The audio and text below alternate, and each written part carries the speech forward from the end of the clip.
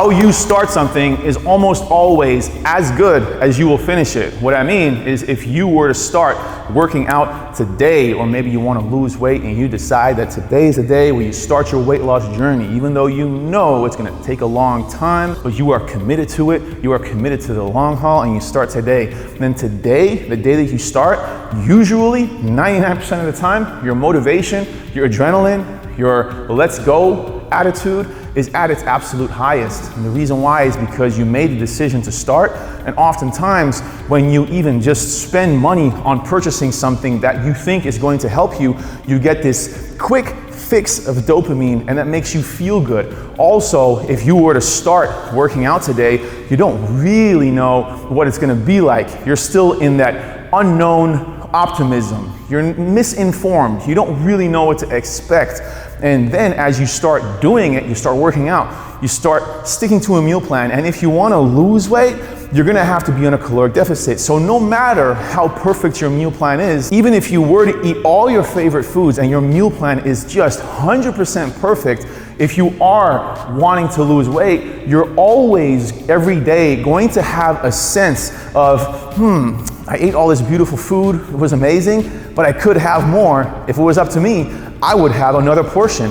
And that's how you are going to go to bed every night. So there is going to be discomfort involved in you getting in shape, losing weight, because what you should know about all your ailments, all your little aches and pains, and just sluggishness and lethargy, is that all that dissipates when your number on the scale goes down. And the way you let your number on the scale go down is getting on a caloric deficit and sticking to your calories and not lying to yourself and taking personal responsibility for how many calories you take in. So if you are logging your food, actually log all the food and drinks that you eat from sunrise all the way to midnight. Don't just stop logging your food at 6 p.m., keep going. And if you have a tequila at 9 p.m., you log that as well. Otherwise, you will make your trainer lose his or her hair, all of it.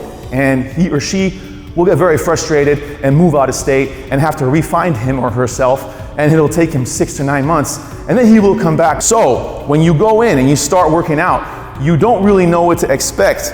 Then you start working out. You start going through this discomfort of being on a caloric deficit. Then things get hard. So you go from uninformed optimism to now you are informed, and you might turn that into pessimism.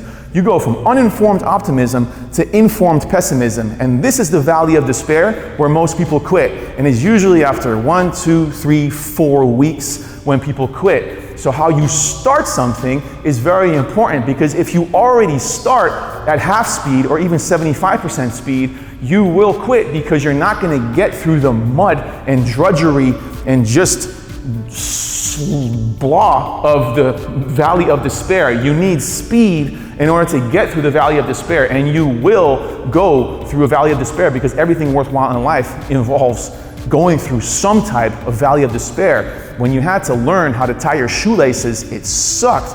You were wearing Velcro, kids were making fun of you that were already wearing shoelaces. You're showing up with Velcro. You tried tying your knot, but it didn't work. You started crying, started watching Sesame Street.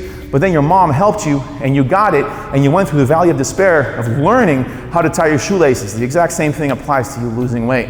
But remember, if you're looking to lose weight, you do have to go through this caloric deficit. And no matter how good your food is, there is going to be discomfort involved. So if you're starting today, start fast. If your trainer or your program is having you do an assessment, do the assessment right away. If your trainer or program is telling you to download a training app, download the training app right away. That gives you momentum.